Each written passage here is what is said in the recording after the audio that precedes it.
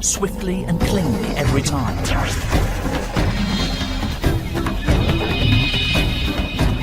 But is this squeaky clean image of the king of the beasts really true? We track one pride that goes in for a messier kind of killing, sometimes digging straight in, eating prey alive.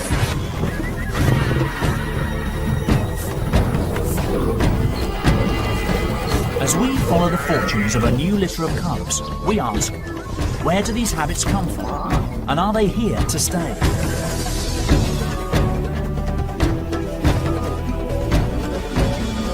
Is this typical behaviour, or will we write them off as lions behaving badly?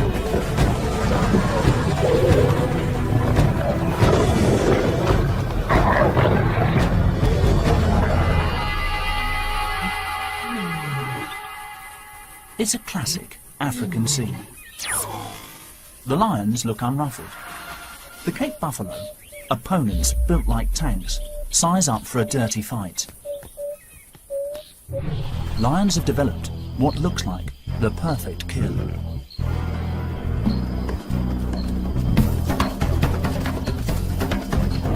They've got combined power of the pride to bring down these giants. Custom-built jaws to crush the windpipe. The kiss of death, quick and clean.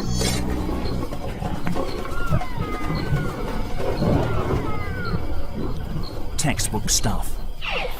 But in Makalola, Zimbabwe, one lion family seems to play by different rules. When these lions kill, they cut corners.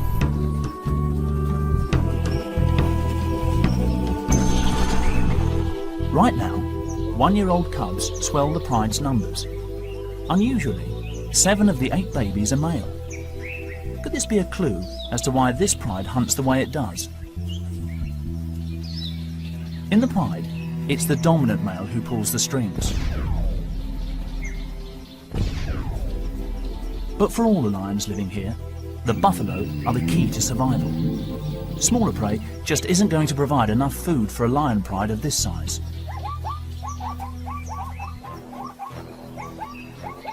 There is one sister to the 7 brothers. Born to Laduma, the senior female, Evie's future looks rosy. All she needs to do is copy Mum. But Laduma is set to have a harder job training her sons in the art of the kill. 2 sons already look set to shine. Malu has brawn, while Kimber has brains. Together, they could really stir things up.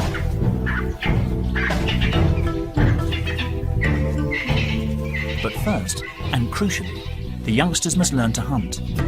Their days in the security of the pride are numbered. They hang out with the top lionesses. Our first insight into how this pride does business. Mardi, identified by a radio collar, is often on hand as a second mentor to the cubs. This is on-the-job training, and Mardi also acts as a backup to his sister Laduma during attacks. When hunting, they're the ones the cubs will need to watch. At all other times, it's the pride male, Pamwi, who keeps the family members in line. At 180 kilos, more than twice the weight of a man, he demands respect, even from the oldest lioness. If he senses a challenge, things could turn nasty.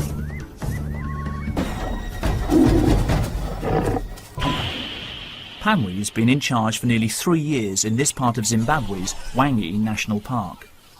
His territory, thick scrubland in the Makalola Depression, supports especially large herds of buffalo.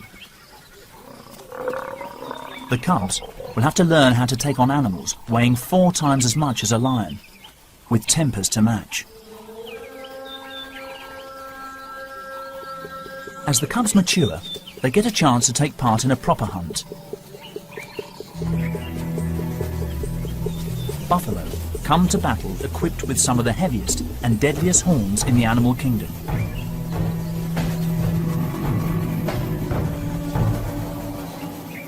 Lesson number 1. Know how to pick the easiest target. When the largest buffalo close ranks, the herd is almost invincible.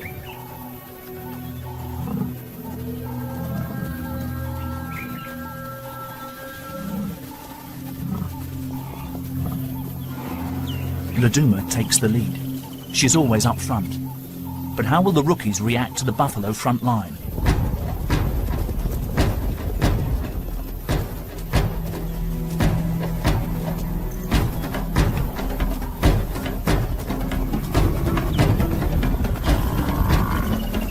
Confident and strong, Laduma storms in.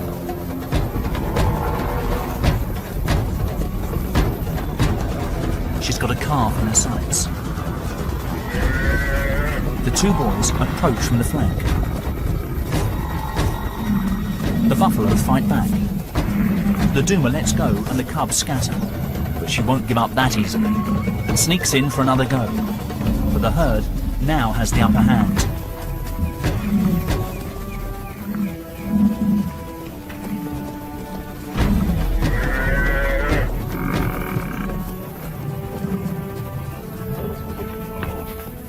The cubs' first practical lesson ends in a reality check. What went wrong? It all started well. Laduma grabbed her chance. A calf, isolated when the herd panicked. But her sons and the rest of the pride failed to back her up in time. This gave the buffalo the chance to regroup. In the end, the lions were outmaneuvered by their prey. Strength in numbers and team play won the day.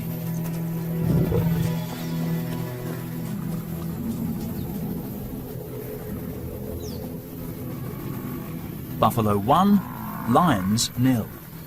These cubs have got a lot to learn.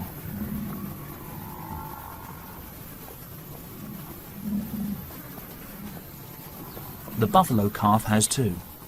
She had a narrow escape, but at least she inherited excellent defensive skills.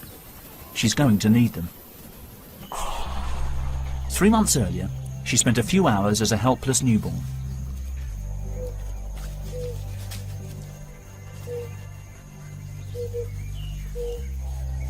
Still wet with afterbirth, she struggled to her feet and within days joined the safety of the herd.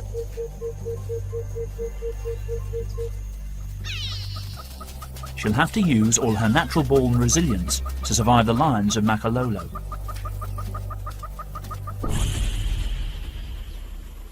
It's the driest part of the year, and the pride has got used to waiting for easier meals. As animals fall victim to thirst, hunger and exhaustion, the lion's darker side seems to emerge.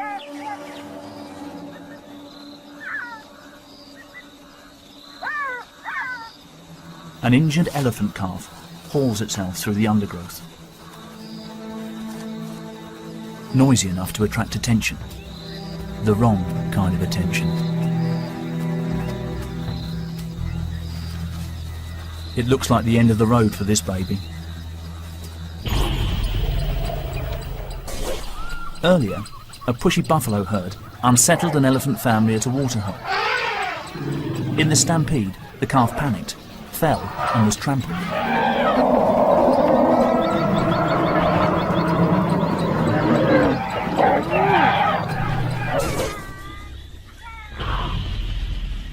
It was left for dead, but on broken legs, it spent the intervening hours dragging itself towards cover.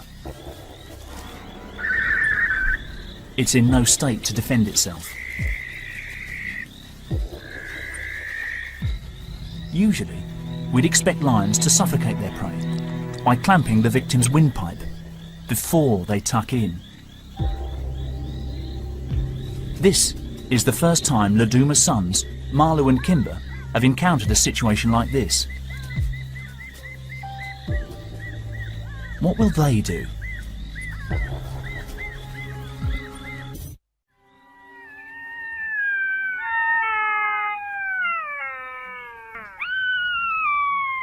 Dawn reveals the events of the night before. The lions started eating hours ago, but they haven't yet killed the baby elephant.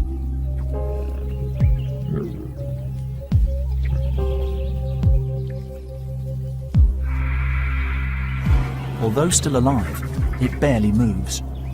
Trauma has probably pushed it into a semi-coma.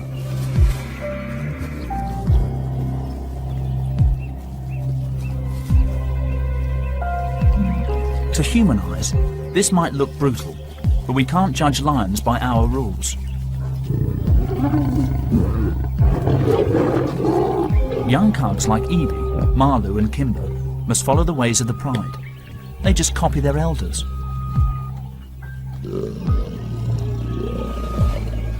So, what has caused the older Makalola lionesses to dispense with the swift kill?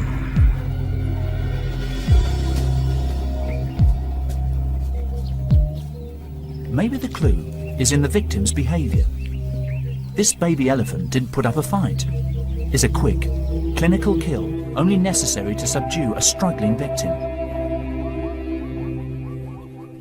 The calf died sometime later. But the pride's movements after this might reveal what's behind their unusual behaviour. They left and returned to the carcass several times. To leave a meal unattended like this suggests they don't have rivals for their food. In the heart of the territory defended by Pamwi, Laduma's family lives unchallenged. This isn't unique among wild lions, but it's a rare luxury.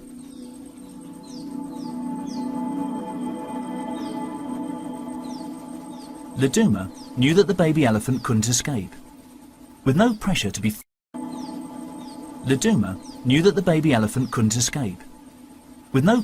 fast and efficient, even hardwired hunting instincts can be short-circuited. Who wouldn't save their energy, given the opportunity? Their instinct to sleep for up to 20 hours a day, though, seems right on track. More clues about why these lions kill the way they do are found all around. Although Wangi National Park is largely a wilderness, man-made boreholes were sunk in the Makalola area to help the wildlife get through the dry season. Elephants, like all the grazing animals here, will travel huge distances every day to get water. When two heavyweights want the same thing, sometimes the pressure valves burst.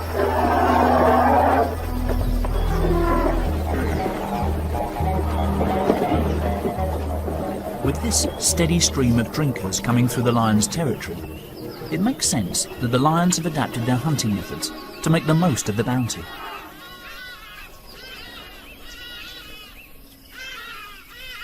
But the question for the cubs is this: was eating an animal alive just a one-off, or are they likely to make a habit of it?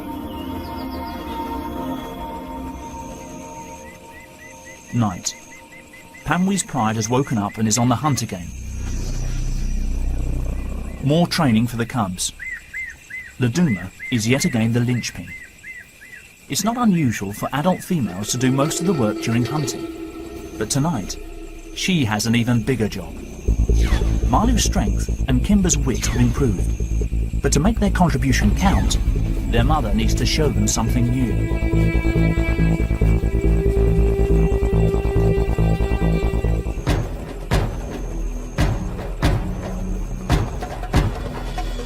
Tonight, can they help coordinate the attack and show the buffalo they mean business?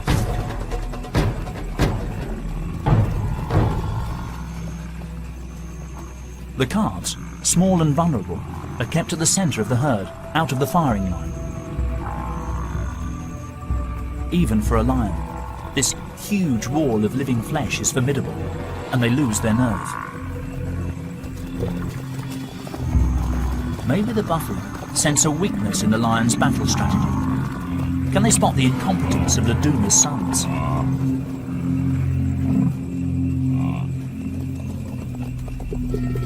Who knows? But the massive herbivores stand their ground against their oppressors. Once again, Laduma's sons have failed to raise their game. Such a sloppy approach would leave most young males with a hungry and desperate future ahead of them.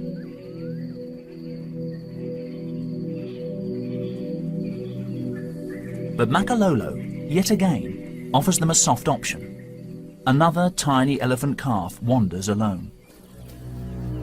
Born only a few weeks previously, he's been abandoned by his herd. Newborn elephants are prone to attack, and sensing danger, his mother and concerned aunts try to push the calf to its feet.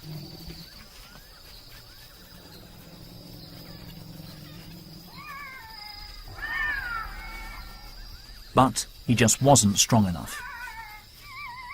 His family stuck with him at first, but eventually had no choice but to leave him and let nature take its course.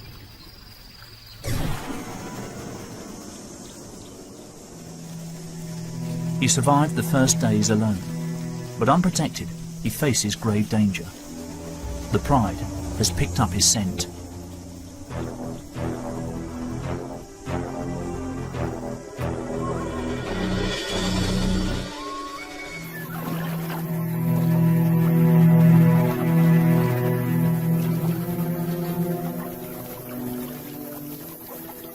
But the baby gets a lucky break. A bull elephant crashes onto the scene, stalling the lion's attack.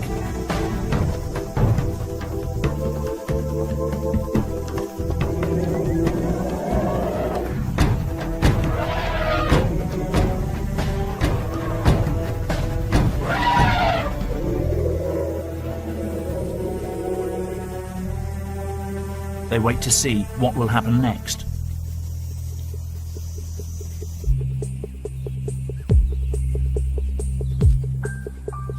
The orphan remains at risk. Will a bull elephant, an unpredictable loner, tolerate a calf?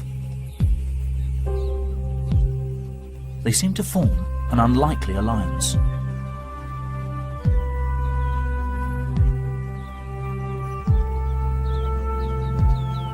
But a male elephant isn't inclined to watch over a lost baby.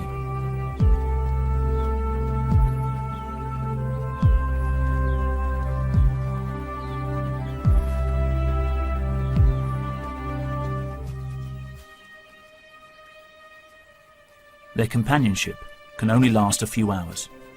The calf stumbles on alone.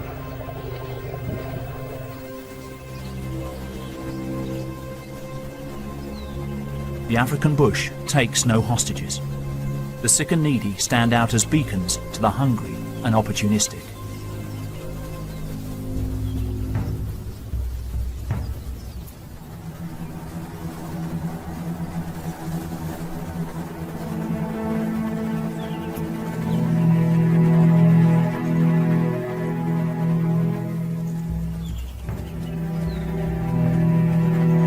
The vultures are already here. Predicting impending doom is their speciality. Trumped by nightfall, they must wait for another day.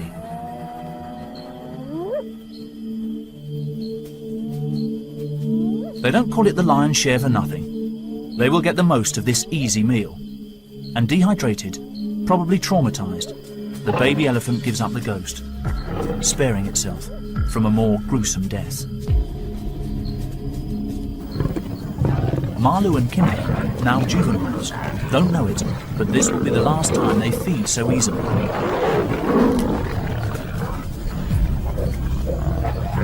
They've got competition. Little do they realise, but their mother, Laduma, is pregnant again.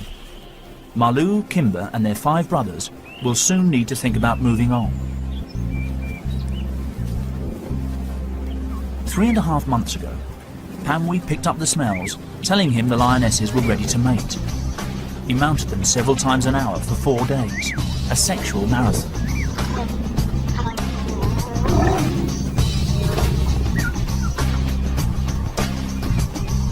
The birth of a new litter will mark a turning point in the lives of Marlu and Kimber. With more mouths to feed, it's crunch time. The extra competition means life will get tougher from here on in.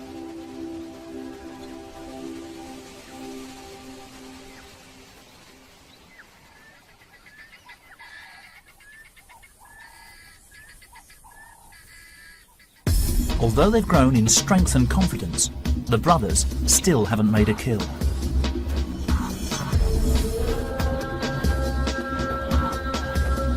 The time for lessons is almost over. Perhaps sensing that they need a game plan, they give their mother some proper backup. It's a turning point for the boys.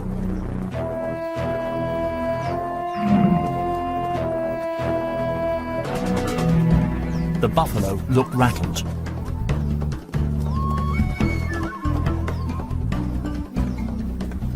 A fast charge confuses the herd, and in the chaos, there's a strangler.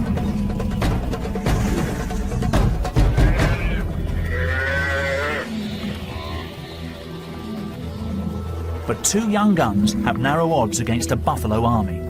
It's time for all the brothers to get involved.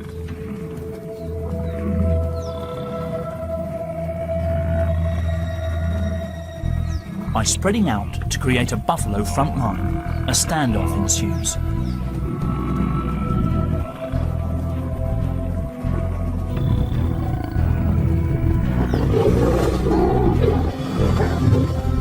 The lions still need an old hand for the finishing touch.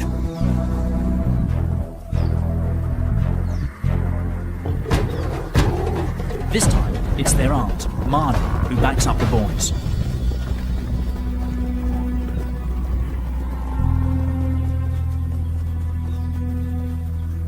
The cubs did help to execute a classic ambush, but they still can't finish the job.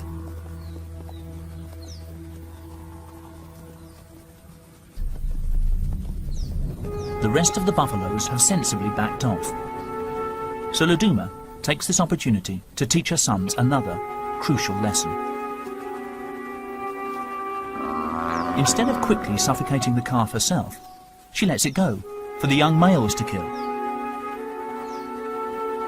With this opportunity suddenly thrust upon them, the cubs seem confused, lazy even. It's like watching a domestic cat playing with its food. Are these lions simply not hungry enough to make a kill? It's highly unusual to see a lion hold back its killer instinct.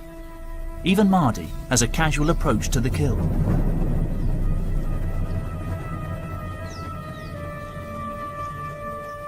Then, the calf suddenly struggles a little, and a primal instinct kicks in. Marty grabs the animal's throat.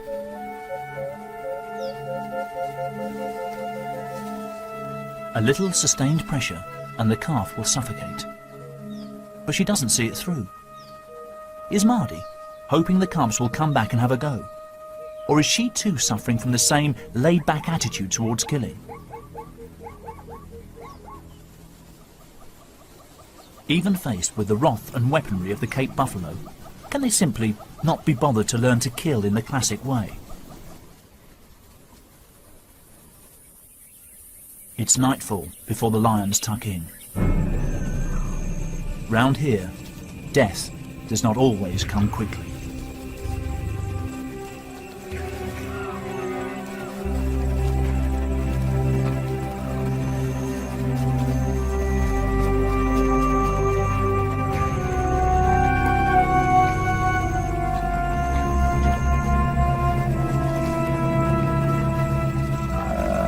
Marlo and Kimber have other problems to deal with. Soon, along with their brothers, but she's set a new example to her cubs and shown them that they need to take every situation on its merits and think on their feet.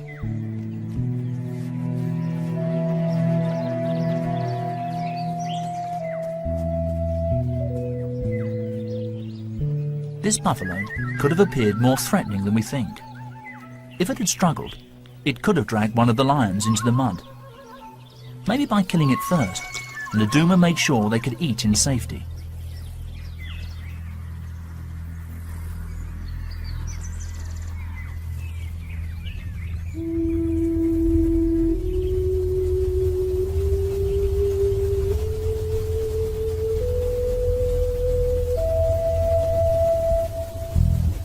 The juvenile lions have bought some extra time by feeding on animals already weak from the hardships of the dry season.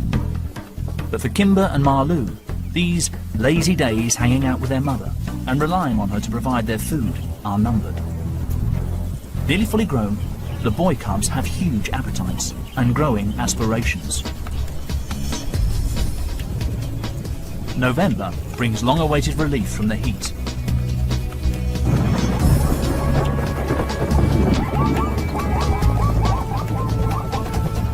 Five millimetres of rain falls every day for weeks on end.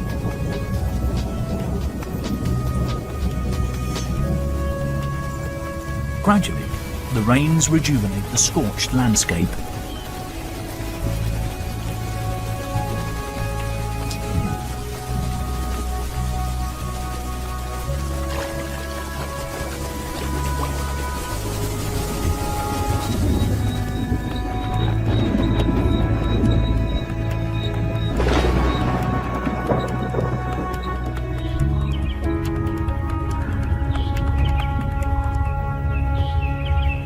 Animals that laid low or stuck closely to whatever water they could find can now roam again to feed and breed. The annual baby boom has arrived.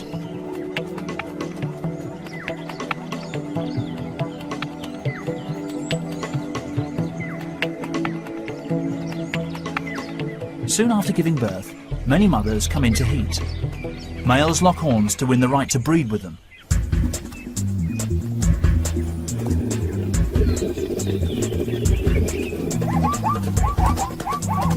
Zebra males lash out, nipping each other and kicking with their powerful legs. But one zebra mare stands quietly by. Her stillborn foal has lain dead for over 24 hours, but still, she continues to watch over it.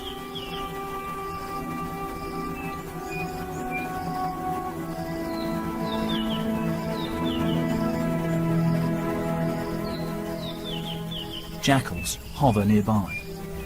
One animal's tragedy is another's meal, and the chance to produce a family of their own.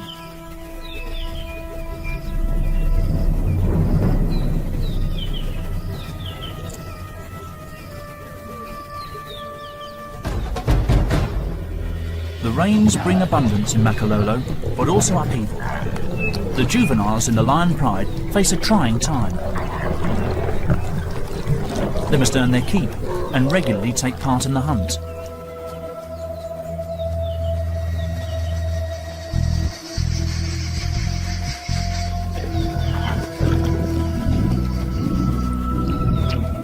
The new litter has grown fast, and now Kimber, Marlou and the others find even more competition around the kill.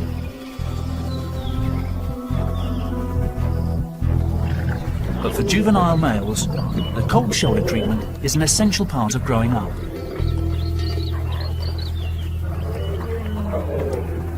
Instinctively, they know not to fight for their place, and they know their father well enough. He would stamp out any challenge to his authority. But after the meal, the family fault lines temporarily close over, and they enjoy a bit of quality time. The young cubs are catching up fast, and the lionesses have their work cut out. The older siblings have only a little time left before they are pushed out.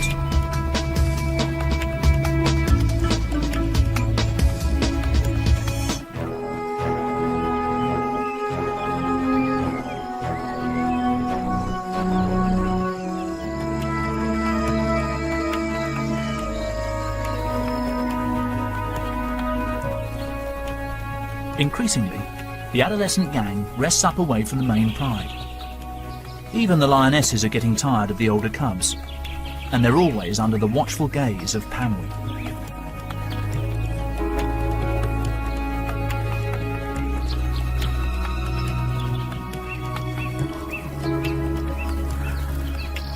Such a formidable coalition. 7 new males who could one day threaten Pamwi's status as Lord of Makalolo.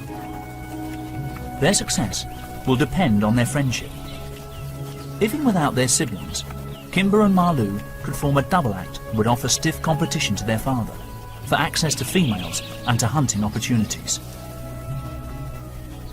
Their only sister will stay with the family. Only rarely do females leave their mother's clan. Her brothers have to go before they reach sexual maturity at the age of 2 or 3. And round here, they will have to hunt buffalo in order to have any chance at all. Kimber and Marlou face a dangerous and unpredictable world. They will have to cross countless other territories. Neighbouring pride males will be ready to defend their turf to the death. With their manes starting to grow thick and new surges of testosterone coursing through their veins, it won't be long before they want to go. Let's hope they've learned enough to take on new rivals.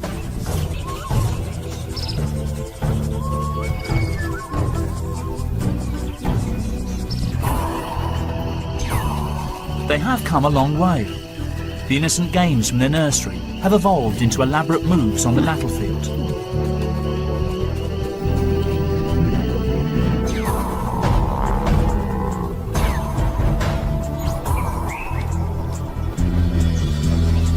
It's taken months of trial and error, but finally, Kimber and Marlou and the rest of the brothers rise to hunt as one.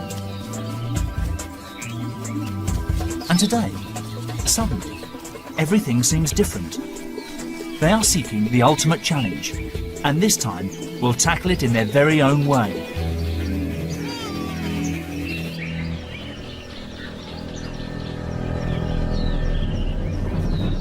For once, they have no adult lionesses to dig them out of a hole, but they rise to the occasion. Good teamwork helps them locate and ambush a solitary buffalo bull.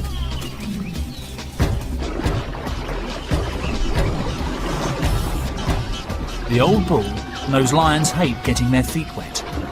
Plunging in buys him time.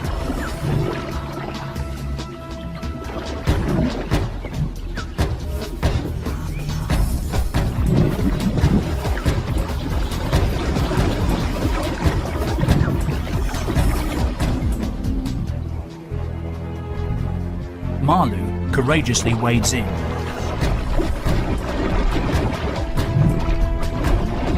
Out of his depth and alone, he can do nothing. And what's more, this bull has attitude.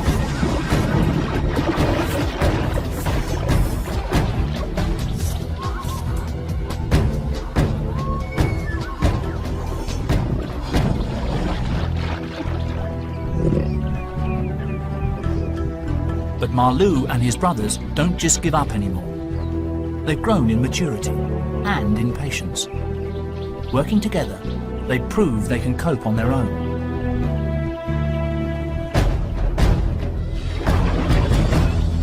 The buffalo bull remains under siege.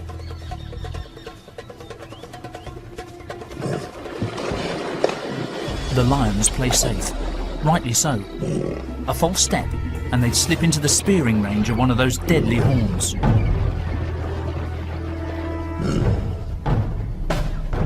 They stake out the bank, harassing and wearing down the cornered buffalo.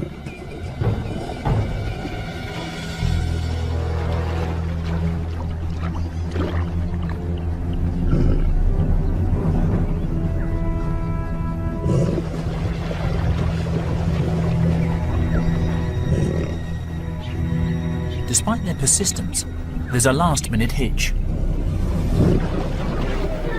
A bull elephant shows up at the waterhole.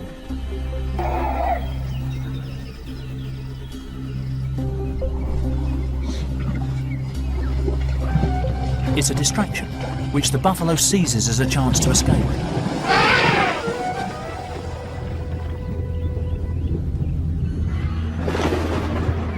On this occasion, luck ran against them, but even seasoned hunters regularly miss their target.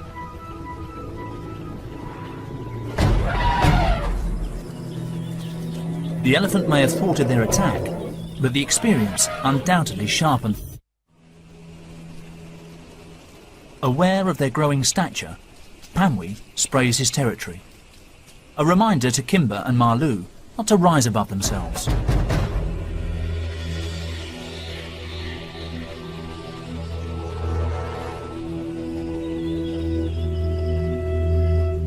The good times are over. By June, everything dries up again.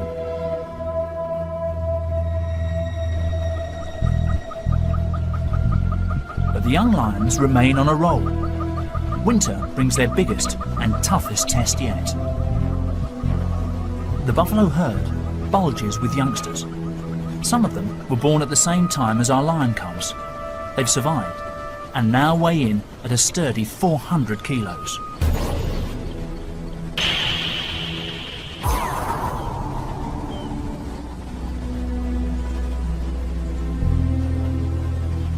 More muscle to strengthen the buffalo line of defence.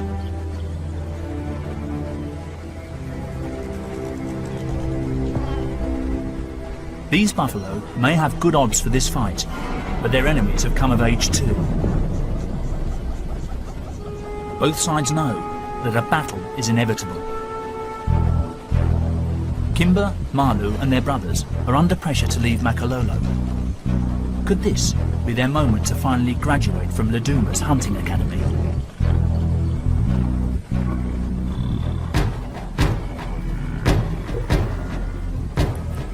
Laduma does what comes naturally to her and spearheads the attack. After several mock charges, they succeed in isolating a young buffalo. Kimber claws into her back to hold her. The adult buffalo turn back, but the lions remain focused. Staying well away from the sharp end, Malu and Kimber finally help Laduma bring the animal down.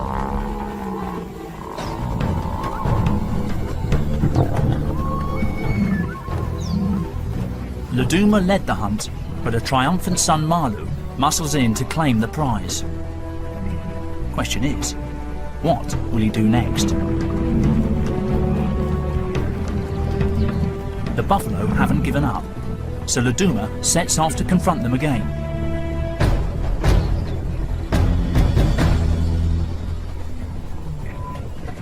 She successfully holds them off, buying her sons more time.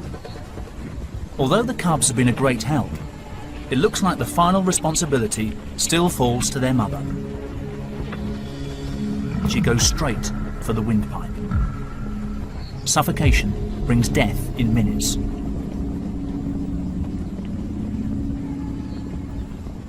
For these cubs, it looks like they won't learn to finish their prey off until they've left home and are forced to do it for themselves. But at least they've shown that the unconventional habits they experienced when they were very young aren't necessarily here to stay.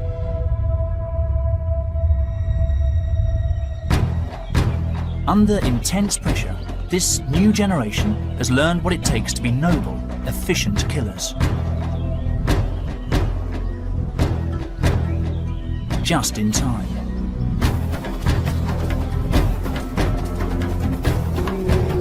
An excursion into the territory next door gives Malu and Kimber a huge fright, when Pamwee's nearest competitor gives them a real taste of things to come. Realising it's time to leave, Malu and Kimber lead the exodus. Their father now has a new litter to help the females with the hunt. But they go armed with the experience to survive beyond the cosy world of Makalolo. In time, this powerful coalition of brothers will rule the bush elsewhere. For their mother, it's business as usual. The cycle of feast and famine in Makalolo goes on, and Laduma will continue to roll with the punches. Whether that involves killing her victim first will be down to what seems best at the time. Lions are not the clean-cut, noble hunters we like to think they are. Just like us, they will cut corners and take the easy route whenever they can. And if that means eating their prey alive, so be it. But these lions aren't